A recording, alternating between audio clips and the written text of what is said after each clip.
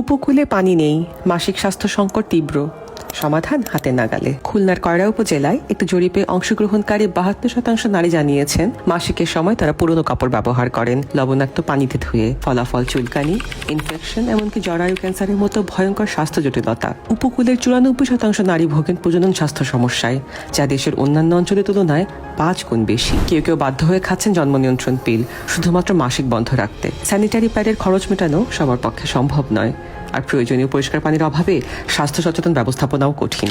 এই বাস্তবতায় কামফর্ট ক্যাম্পেইন শুরু করেছে একটি ভিন্ন কিন্তু কার্যকর পথের খোঁজ। 2025 সালে জানুয়ারি থেকে কয়লার 7 জন নারীকে নিয়ে শুরু হয় পাইলটিং। চিকিৎসক নির্দেশিত প্রশিক্ষণ, পৃষ্ঠপোষকতা ও পর্যবেক্ষণের মাধ্যমে তারা ব্যবহার করতে শুরু করে মেনস্ট্রুয়াল কাপ, যা টেকসই, পরিবেশ বান্ধব এবং একদম অল্প পানিতে পরিষ্কার করা যায়। প্রথম ধাপে দেখা গেছে আশাব্যঞ্জক ফলাফল। ইনফেকশন কমেছে, স্বস্তি বেড়েছে, পানির খরচ অনেক কম। তারা নিজেরাই এখন অন্যদেরকে বলছেন, যেহেতু দেশ জুড়ে অন্য নারীরা পারছেন, আমরাও পারবো। আগে পিরিয়ড মানেই ছিল অস্বস্তি আর ভয়, এখন কাঁদ দিয়ে রাতে ঘুমাই, বাইরে যাই নির্ভরভাবে। কামফর্ট এখন শুধু একটি স্বাস্থ্য উদ্যোগ নয়, এটি একটি কমিউনিটি মডেল, যা নারীর মর্যাদা, নিরাপত্তা আর টেকসই ভবিষ্যতে ভিত্তি করে দিচ্ছে। এই প্রচেষ্টা একদিনে আসেনি, কিন্তু এই পথেই তৈরি হচ্ছে পরিবর্তনের সম্ভাবনা।